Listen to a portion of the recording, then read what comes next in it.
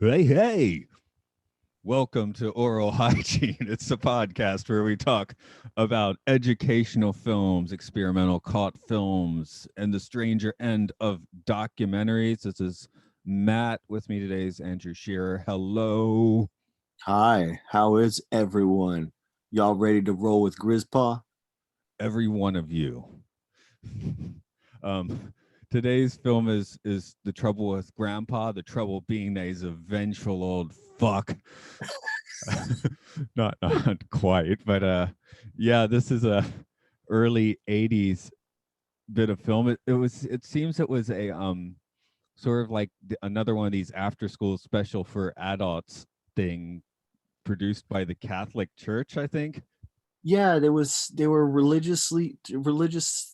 um religious themed, or at least religious bankrolled series of inspirational educational, like, yeah, but they're like a half hour a piece.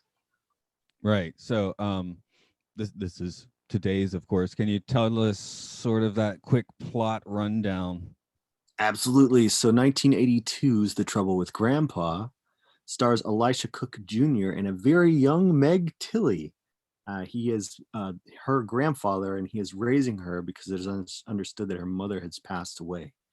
And so she is dealing with having to care for a man who, much like Anthony Hopkins in the Oscar nominated The Father, is losing his mind to dementia. Yes. Yeah, my first note is that we're gonna get a bit Tilly. It's just I can't avoid that sort of thing. Oh, and she was so good. I mean, were you watching this as a movie or an after school special? Because both of these are like movie stars. Because Elisha Cook Jr., I mean, most people that are horror fans know him from House on Haunted Hill, or like, was he in the Haunted Palace also? Yeah, he's one of those guys that's in everything. Yeah. He I just kind of pops up and you're like, oh, dude, that's him.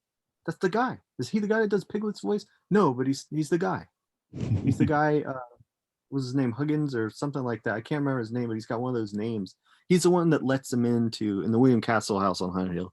He's the one that lets everybody into the house, and he just right, has that right. worried look on his face. And here he's more of Mickey Rooney, wouldn't you say? Oh well, He's old Mickey Rooney. Yeah. he's Honestly, I'm weird. My first Mickey Rooney thought is young Mickey Rooney. really.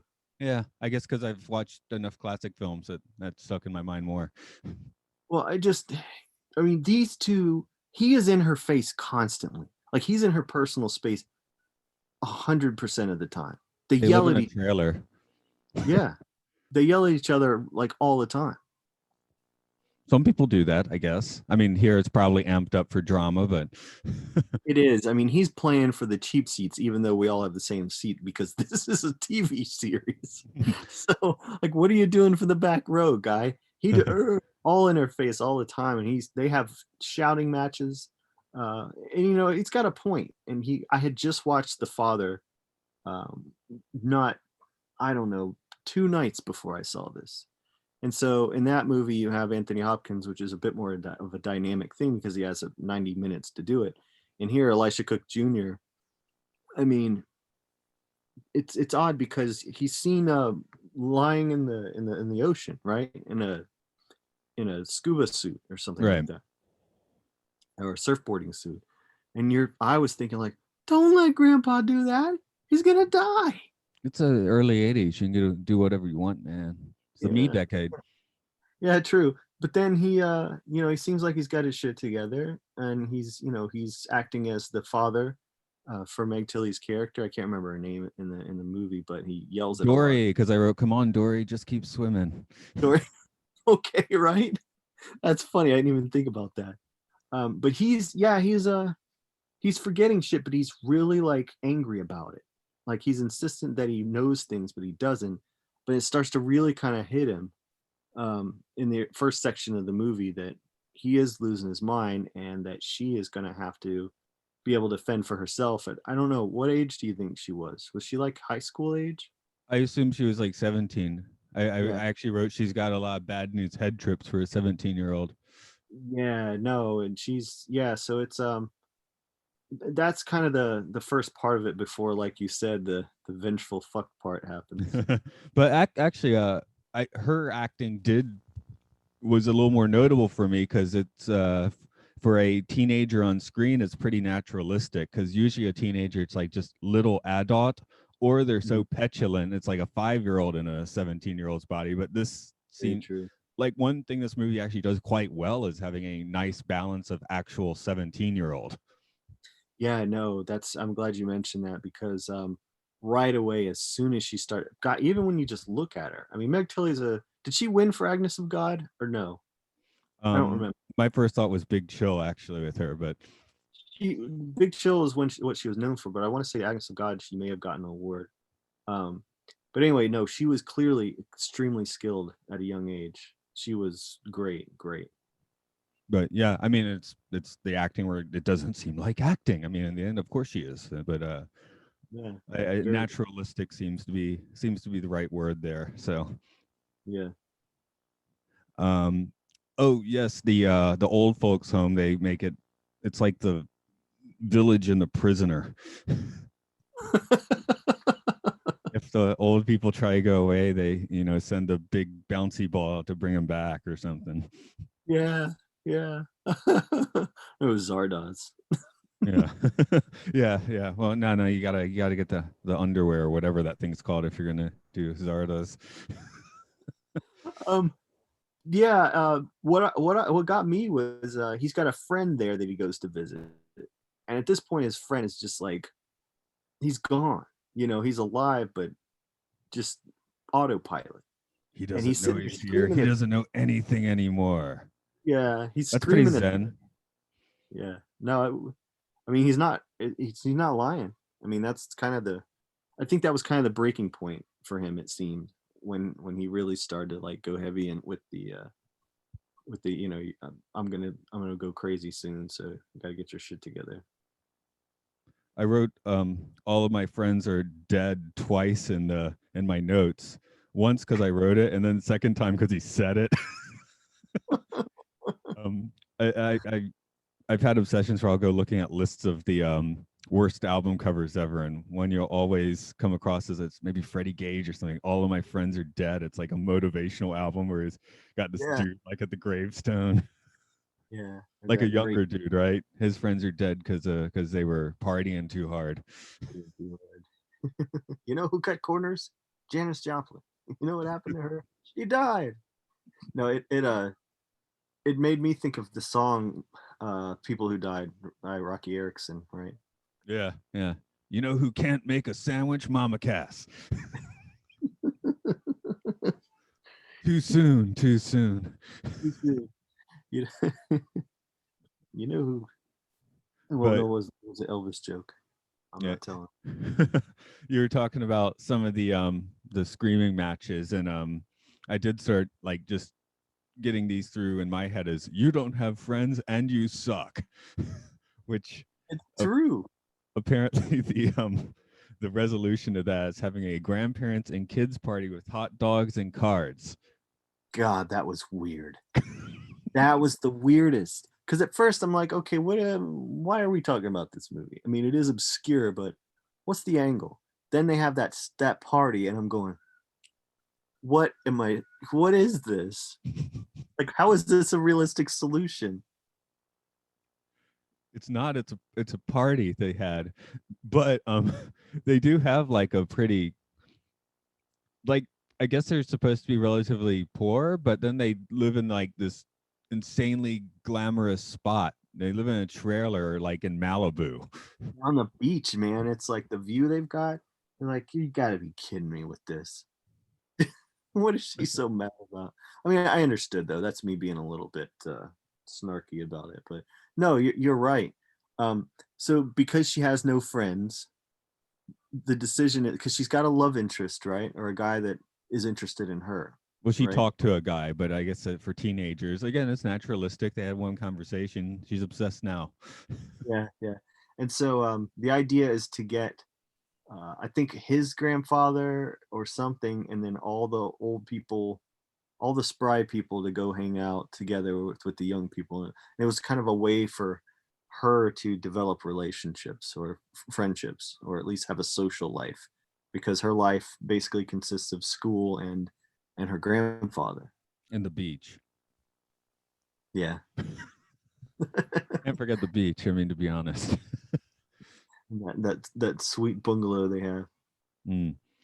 Now my grandfather, one grandfather fell apart physically, the other one mentally, but I do remember when he was on the edge of senile, being we were at a steakhouse. I don't, maybe Outback or something, I don't remember, but they asked him if he wanted steak sauce, and his reply was, "Not if it's any damn good." So I thought that was fun. You want steak sauce? Now, see, I had a different experience. I had one of my grandfathers, my mom's dad. He was an alcoholic. He was a drunk. So I couldn't blame dementia or early onset Alzheimer's on the things that he would do. Mm. And he was the one that embarrassed the family. But I will say this: my paternal grandfather, who actually ended up living with for a while there in Doraville, um, he stole shit. That was one of the early things we noticed about him. He became a klepto. What, as an old age thing? Yeah, yeah. Like, we were living there with him, and we all went out to a Japanese restaurant, and we the next morning we see the sake cups. They're ceramic, right? They're all in the the dryer, the dish dryer or whatever. You Like wash them, set them out there. They're all there. it's like a hotel. You can take everything home with you. I'm sitting there going like, he creeped all these. He totally ganked the sake cups. But when did he pocket those things? That is the best idea. Do it when you're old. Do like Maud, right? She was she was stealing cars, and it seemed to be no repercussions for that. Right. It's The like, other, my grandmother on the other side, she had like a brain tumor, just she didn't get operated on, and at one point I remember her telling me, "Yeah, my husband, I never had any children." Like, really? you look at your hand and it begins to disappear. Yeah, exactly. I mean, I knew what the deal was at that point, so I was like, "Oh, really?" Yeah, but yeah, Yeah. but I was just like, "Wow, that actually just happened." Yeah. But No, the best story I think I have from all of that, and it's not making fun at all. It's sad, but it's also kind of like awesome. My great grandparents, who lived in upstate New York, we'd visit every summer, and my great grandmother began to deteriorate. She got dementia, and it was just like a slow kind of process. Got to the point where um, my great grandfather could not take care of her anymore. She had to go to a nursing home. But the idea was how to get her out of the house, because the first time they tried it, he kicked everyone's ass and they left. He was like 90 something, and he was just like, "Come get me, motherfucker." He tagged every single one of them, and they left. And I think they ended up having to do it where they had to get him separate from her, and then they had to come get her while he wasn't there, or something like that. yeah, there's got to be a whole sort of yeah, that must be a relatively common occurrence, because I'm thinking if someone wants to drag me out, I'll be like, "Tell you what, I'm gonna punch you in the dick," you know. I can see where people get in that frame of mind. Here's how it's gonna go. That was my what I this has to exist. I want to see like a Street Fighter 2 style video game where like all the moves are like oriented your opponent's crotch and there's no blocks. Johnny Dick Punch 5000. Yeah. Dick Puncher 2. So that's if anyone out there is good at modding, make that one. There has to be. How about this? I'm gonna count to 3. You go over there and start spitting out dicks. That's why I have the unpopular opinion of slightly preferring Tom Cruise's Jack Reacher to Keanu Reeves' John Wick, because Jack Reacher punches everybody in the dick. Nice. Jack Reach around. Right. No, I think they should have just called that character Dick Puncher. That would have been better. I mean, it's the same thing, basically. Jack Reacher, Dick Puncher. Yeah. What's this Dick, female version of the name Dick? Would it be Dicka? uh, I don't know. That's a good question. Yeah, I want That to meet someone named Dicka. That would be fun. or just be kind of like uh, Eloise Vulvamatic. What was Ted's Kid and Bill and Ted? It was Billa. No, I guess Billy works, but Billa. That would be a nice, terrible name to have. That was a good movie, man. Yeah, it was. Like I just remembered that. I paid $30 for that. How does that work? What is that? Disney Plus rates or? No, it was day and date because it didn't come out to theaters. You just own it immediately. Oh, okay. So that's like you're paying the theater ticket. See, Yeah. in Japan, I especially in the last year, I don't know how any of this stuff works anymore. No, it was cool because I just owned it immediately. You know, sometimes they'll send you the Blu-ray too. You never know. Yeah, I'm still a physical media guy. So this the Voyager set was like birthday present. Sorry, it's a giant brick, but it's the Star Trek I never watched. I thought maybe I'll go ahead and do that now. I'm waiting on the Andy Milligan, the haunted, whatever it is of Andy Milligan. It's like a 32 of his movies set. I guess we're pretty much done with Grandpa here. It is a surprisingly well-made little squib of a film. Yeah, no, you got people who have feature film acting experience making something like this, and it had to have been the money that they did it for, or in Meg Tilly's case, the experience, and the exposure too, and being on a primetime network and all of that. But looking at it now, it is way better than it had any right to be for what it was.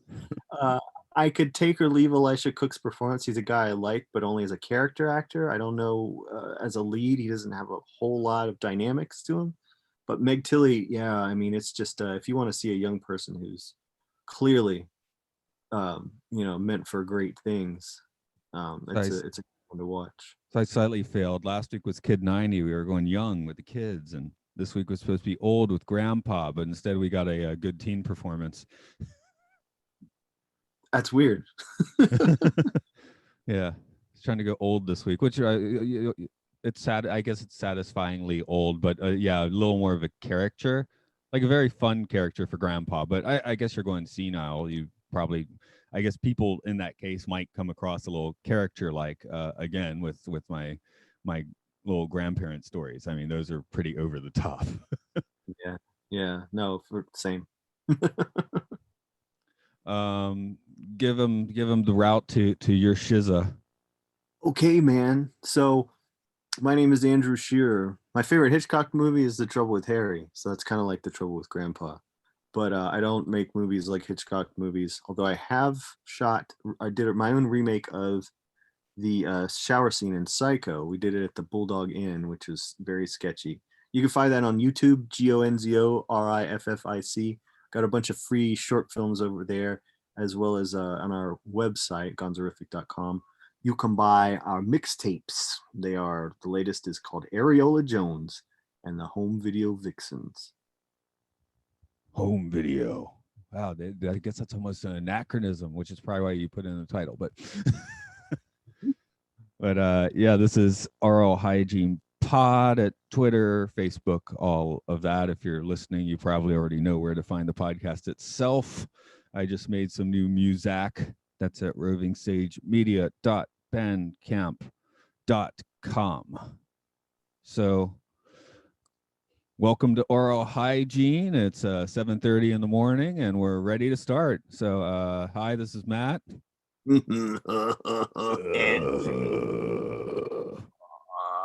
Ready to start what? Vomiting.